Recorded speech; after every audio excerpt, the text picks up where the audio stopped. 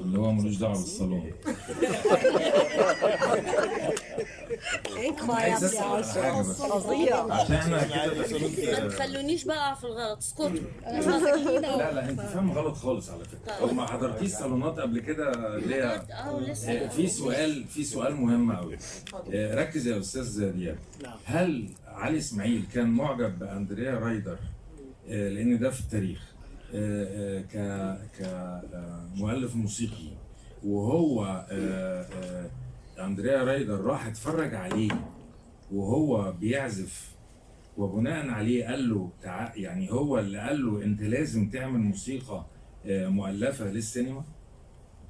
وانا يعني اذا كان اللي انا دي بقوله الحاجات صح اللي تهم تقول لي الناس. استاذ الشجون. دي الحاجات اللي تهم الناس. مبدئيا اللي بيتقال انه علي اسماعيل تلميذ اندريا رايدر، ده هذا غير صحيح. كويس. يعني لا ايوه خليه يقول. تتلمذ على ايده يا اضربه استاذ. بالنار في الاخر. ما انا عايز اسال. طيب لحظه، الاستاذ علي اسماعيل دخل المعهد العالي للموسيقى المسرحيه سنه 46 اول دفعه وتخرج 49. تمام. اوكي غلط يا استاذ اللي انا بقوله؟ تمام اوكي. يعني ما درسش على ايد اندريا رايدر يعني. ثانيا ظهور علي اسماعيل على الساحه الموسيقيه سابق لظهور اندريا رايدر بشكل احترافي. انا بتكلم على التلحين والتوزيع.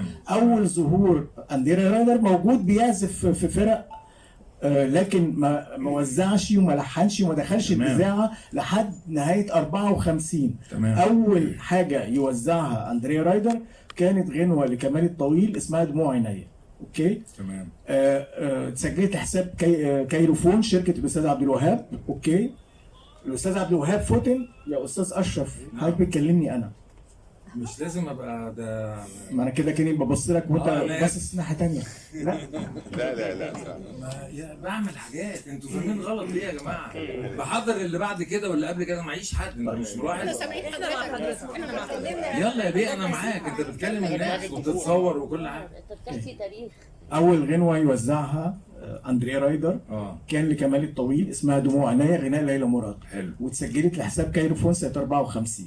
الاستاذ عبد الوهاب سمعها فتن بالتوزيع. ماشي. قال انا عايز ده، عايز موزع ده. كمال الطويل كان سال قال لهم انا عايز اوزع حاجه يعني هي الغنوه تانجو. اوكي.